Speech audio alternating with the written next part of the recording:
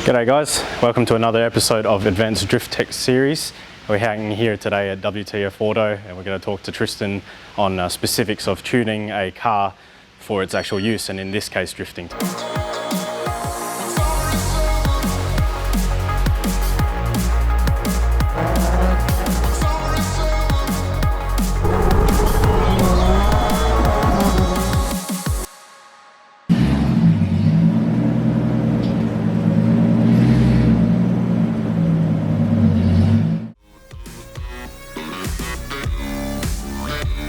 If tuning wasn't an issue, would it be worth having two different tunes for a smaller track or a bigger track?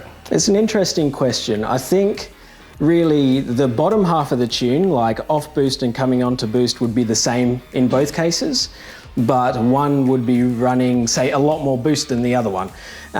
So I think more so just having two different boost levels with an intelligent boost controller would be the solution to that.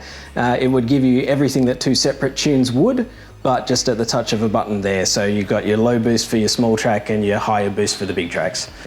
Is it worth retuning a stock car with the aftermarket ECU? I'd say definitely yes. When these cars are programmed from the manufacturer, they've definitely got to focus towards economy and emissions and just generally running like a road car. And there is so much more we can get out of them, both in torque and throttle response and boost response, if we just make the tune a little bit angrier. So yes, I think the first modification, and a lot of people say this, first modification should be a programmable computer. Forget about your cams and turbo and all of that. You can get so much out of most cars just by reprogramming them.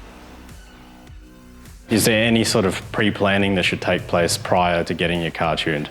I think the important thing is that you make sure your car is ready to race. So putting a car on the dyno and tuning it is punishing, right? It's as punishing, if not more punishing, than actually drifting the car. So you need to make sure that everything's set up right.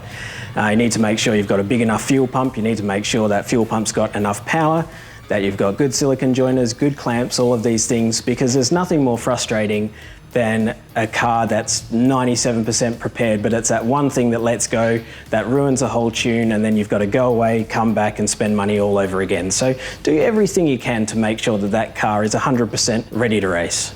What do you prioritise in a car when you're tuning it for drifting? Definitely not economy. What we want to do is give the driver the quickest response possible to commands. So if you put your foot down, you want that power to be sharp. You want it to come in very, very quickly. You don't want any big delays in getting the turbo winding up or getting that fuel into the combustion chamber. So very peppy response is the first thing. The other thing is a really meaty and torquey torque curve. You don't want the engine to be lazy. When it does come on boost, let's face it, you want to lose traction. That's the name of the game, isn't it? So we want that torque to kick fairly aggressively and maintain for a decent amount. We're not trying to make peak torque all the way at redline or anything like that. In fact, sometimes it's a little useful to have the torque just taper off before the rev limit, so you're not sitting there bouncing it on the limiter, especially if it's an SR, because we all know rev limiter bouncing is not the greatest thing, right? So a meaty torque curve that comes on aggressively, tapers off a little bit at the end, great. All right, Tristan, so with response, do you, everyone's always looking for response when you're tuning a car, because no one's obviously trying to tune it for lag. Yeah. But what would you say that is the important part of response when it comes to a drift car? Like, is it the throttle, or because it's not just turbo response? Right. Yeah. It's a confusing thing because response can mean so many contradictory things even. Mm-hmm. See, we can make a car very sharp on throttle response. That's got nothing to do with boost. It might as well be non-turbo. Yeah. That's about you hit the accelerator and it delivers. Or you can make a car get the turbo up to full boost at the lowest possible RPMs you can. That's also something that people call response. But really, they don't go hand in hand. If you tune it so it's very peppy on the throttle off boost, sometimes you'll delay the turbo coming on. If you tune it so it spools the turbo as fast as you can, it may make it a bit soggy on the pedal. So what we find for drifting is we believe the best results come, especially on a smaller four-cylinder engine, to make it as peppy as possible off boost. So you've got that that instant response to accelerator input, Yep. and just let the boost come on as it comes on. Yeah. All right, Ken, so now we've been through all of that, it's time for this. Skyline with an RB something, right? Yes, RB20. Cool. Upgraded turbo? 2860. What else?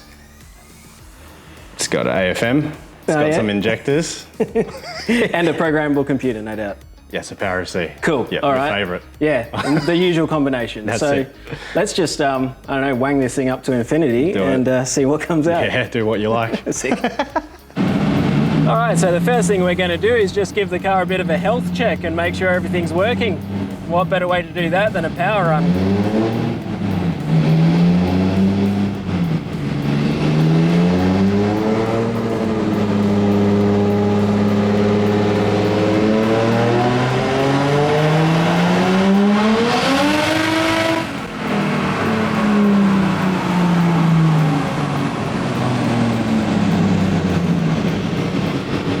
So the boost controller's turned off, but it's just tried to go to infinite boost. So maybe someone has put the boost controller in backwards.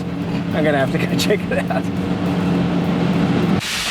So one of the most common problems we have when people bring us fresh built cars is boost controllers plumbed up wrong and boost just goes to infinity. So I know we want infinity boost, but maybe after we've done a little tuning.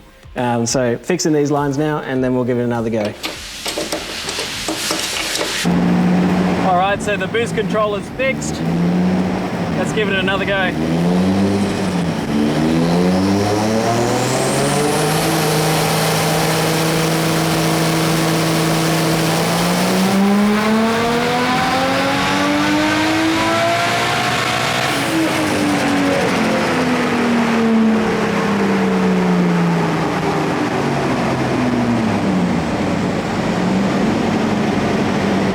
That went well. The boost level was where it should be for the boost controller turned off. Start winding it up and see how much it's happy with.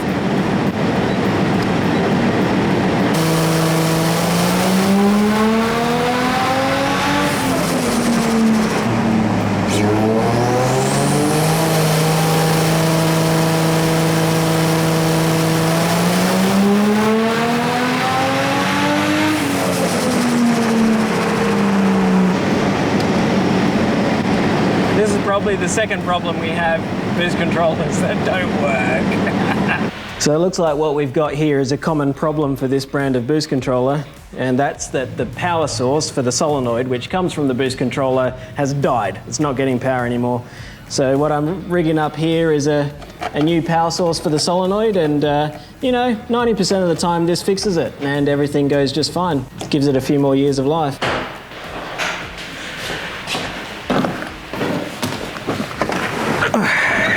Here we go again.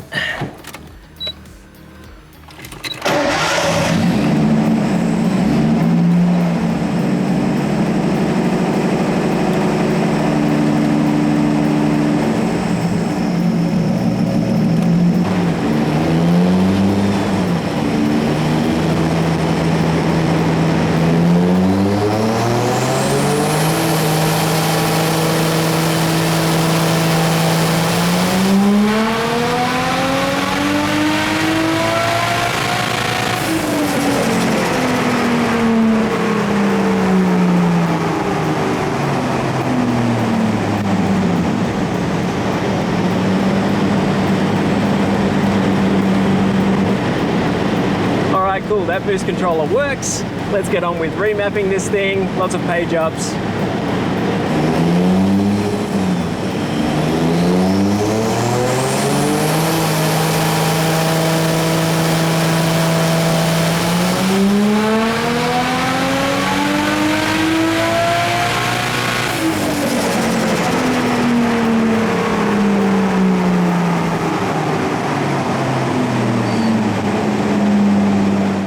Finally, a successful tune. It made just shy of 300 horsepower, which is what we wanted. But this is a significant thing. This is how the boost was before, and this is the boost now. This is because I was running a manual boost controller before. Now it's electronic. It's giving it heaps better curve, bringing it on boost. It should be a pretty cool drift car.